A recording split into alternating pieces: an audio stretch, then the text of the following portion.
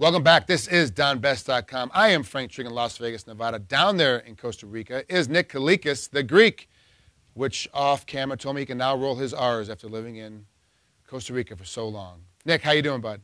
Good, man. How's everything over there? Not doing too bad. It's still 96 degrees in here in Las Vegas. So everyone in Minneapolis, Minnesota right now that is at the UFC on FX Part 5 is freezing their little tails off.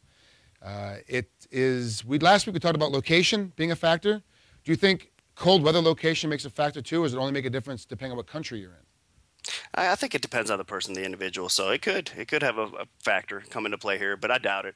I don't think it'll matter as much as we see some of the hometown edges in Canada, Brazil, that sort of thing. I don't think it'll matter there as much, unless the fighter's from Minnesota. Closer to home is a little bit better most of the time. Yep, you're right. My question was because Jay Hieron is the co-main event, the first fight we're going to talk about. From New York originally, which is a cold weather state, but lives in Las Vegas, Nevada, and has for several years now. Now he's back in Minnesota in a colder state. Wondering if that's going to affect him at all. He's fighting Jake Ellenberger in the co-main event. Hieron MMA record 23-5, 10 wins via decision. He's beat Jason High and Rick Hahn, and then Ellenberger comes in with 27-6, so record's very, very close. Ellenberger has 17 wins via KO.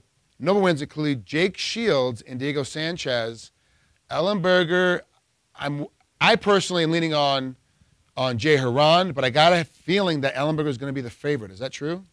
Yeah, he's a decent favorite now. I know they fought in the past, and Hieron has a win over Ellenberger, but you got to kind of scrap that fight and then look ahead. And recently in the UFC, Jake Ellenberger's been the man. I know he suffered a defeat to the hands of Martin Kampmann. He faded a little bit in that fight, and he ended up getting beat. I think that's the same ticket here.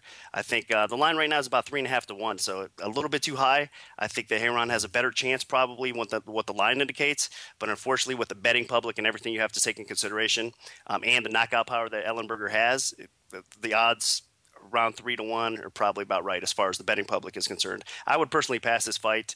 I did bet Kampmann against Ellenberger last time, but I'm going to stay away from this one. On this one, I'm actually going with Jay Hieron.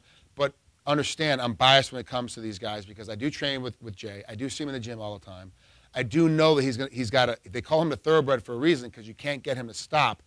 Jake Ellenberger does fade, and Jay Hieron does go as hard as possible the entire fight. So I am going towards Jay Hieron on this one. But remember, like I said, I am biased. If you're smart with your money, you're probably going to lean towards Nick and stay away from this fight entirely.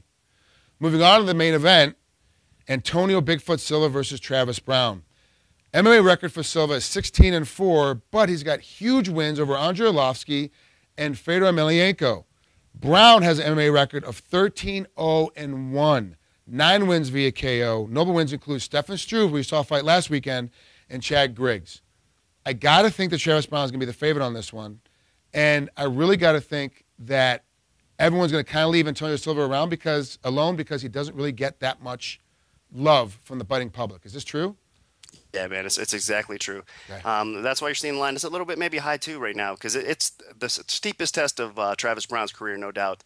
Silva, like you said, his resume speaks for itself. He's a talented fighter, probably the better overall technical fighter. But man, Browne's just an athlete. He's big, he's strong, he's got that knockout power. And if Silva has any flaws, it's that chin. He's got such a big target on his shoulders with a head that Browne could probably find that chin. So that's going to be the key there. If Browne finds his chin, he wins. If he doesn't knock him out, though, I think Silva has got a great shot of pulling off at least a decision. He might mix in some takedowns and get the fight to the floor. His ground and pound is pretty good, too. On the feet, it's actually going to be close, too, but I think that Browne definitely has the heavier hands, and if it's going to be a finish, it's going to go that way. For me, it's all about the feet and the ground. If it goes to the ground, that's Bigfoot's shot to win. If it stays on the feet, Travis Browne more than likely is going to win. Even if it goes to a decision and it stays on the feet for the majority of it, I think that Travis Browne is going to pick him apart and keep it game, even though I do think that their stand-up game is a little bit closer than people are giving it credit for. It comes out of defense. I think that Bigfoot's defense is really suspect. One, because he's a super huge head, but two, because he does tend to drop his hands very early in the first round. Yeah, he can't do that against Browne at all. We've seen what he's capable of, knockout power. So yeah, I'm going to avoid this fight, though, too, man. Both of these fights are not great to bet on. I think maybe if you're a parlay guy, you want to throw either one, your favorite here in parlay, maybe that's the way to go. But other than that, I'd avoid it. Well, there you have it, ladies and gentlemen. There's another edition of the MMA Insiders here on DonBest.com.